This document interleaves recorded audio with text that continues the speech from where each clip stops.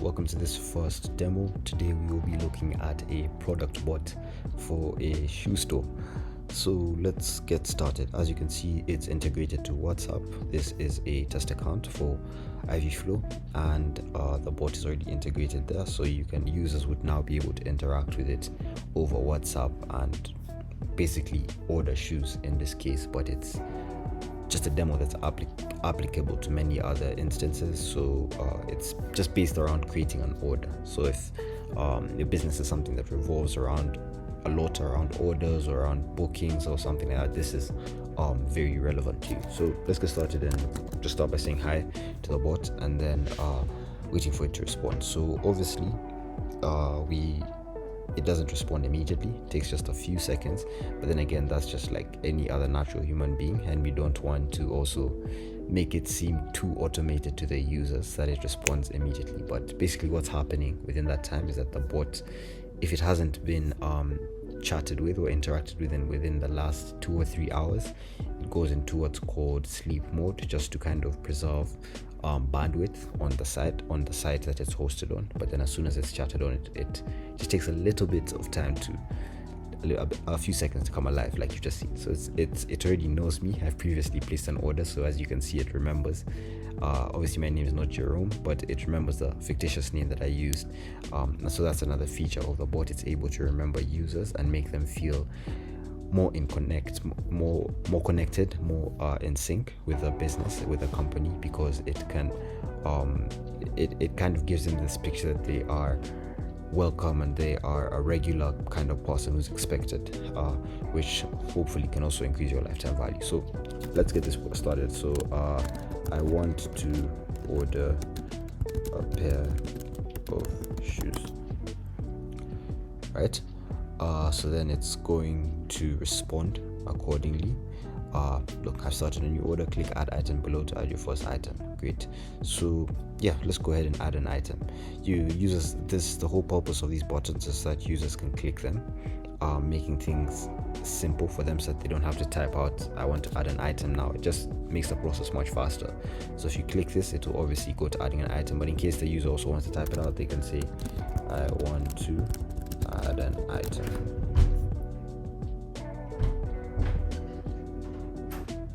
See, it has responded.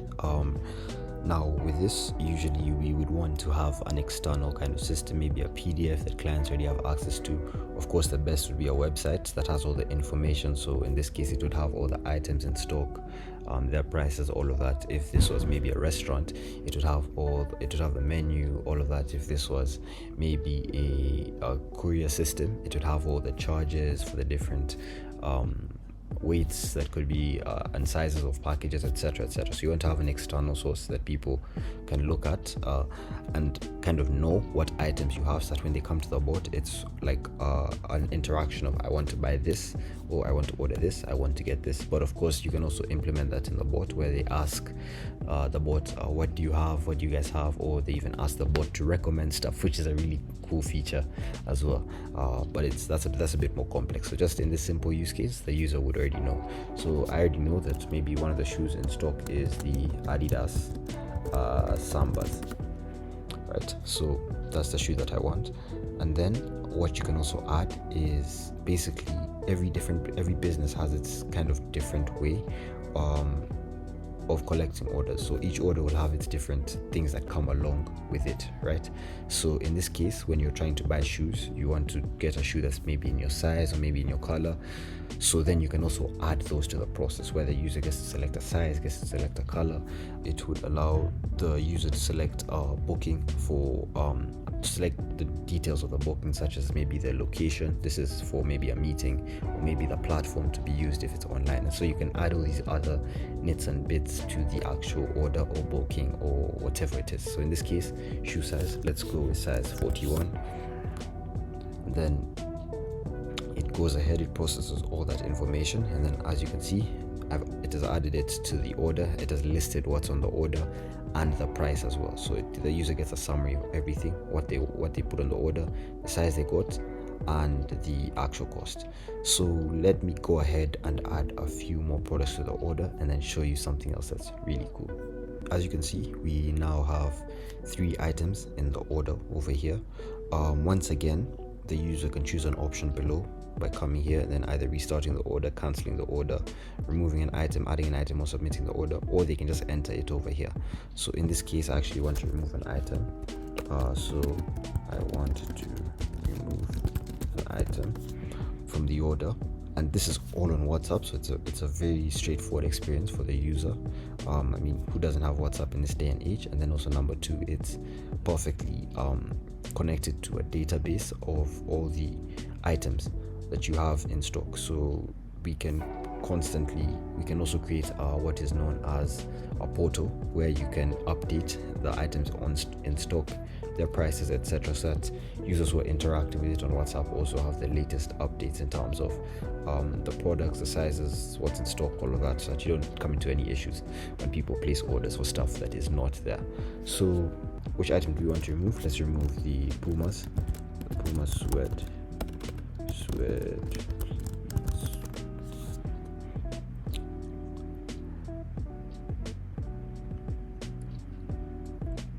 Then it processes what you've input, and then from there it should be able to remove the correct item. So as you can see, it has processed this and it has removed the Puma sweat from my order. So now there's 2 more items on my order.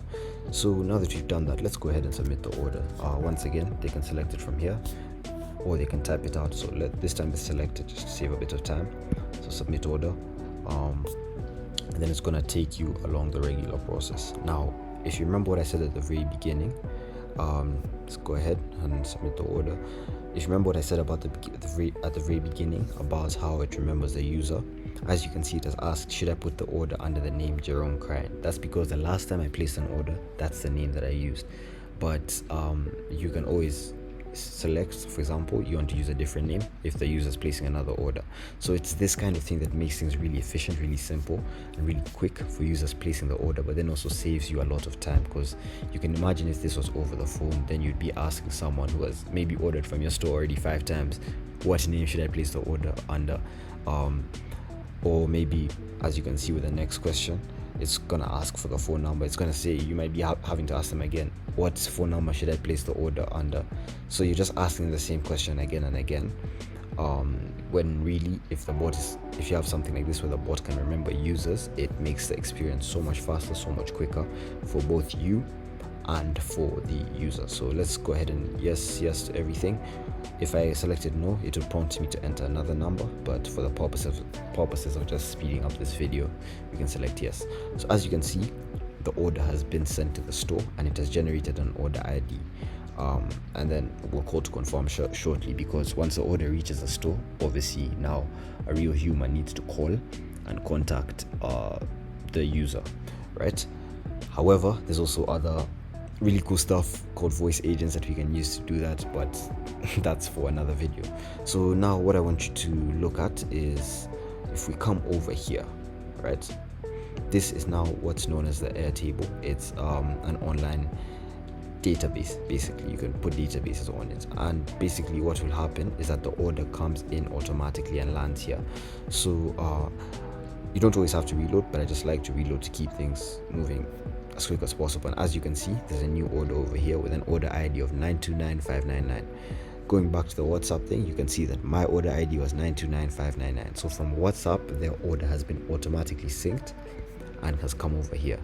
And if you look at the order details, we can see that the 2 items that I ordered on WhatsApp, the Sambas and the Air Force Ones, are here.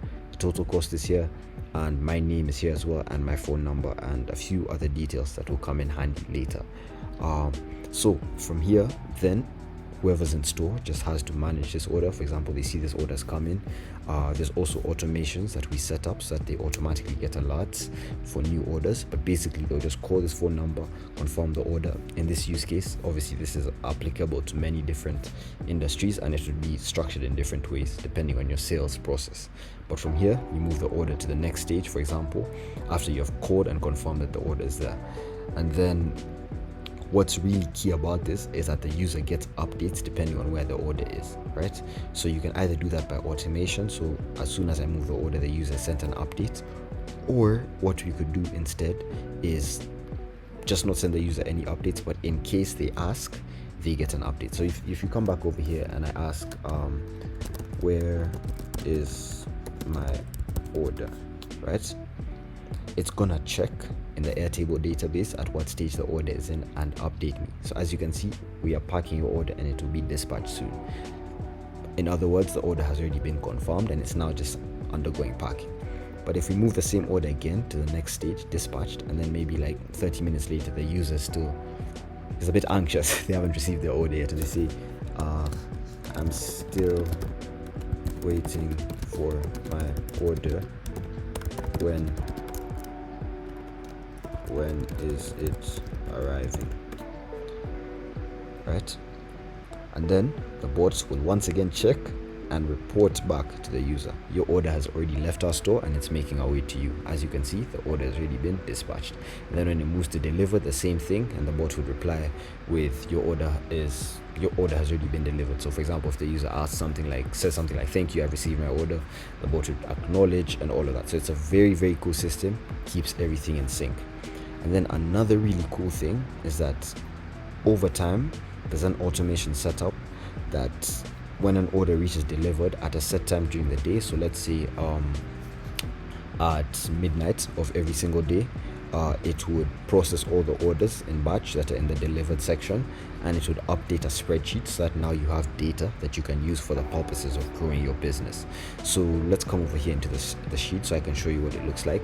As you can see, it automatically automates the sheet with the user, that's the most recent user, Jerome Crane, the user ID.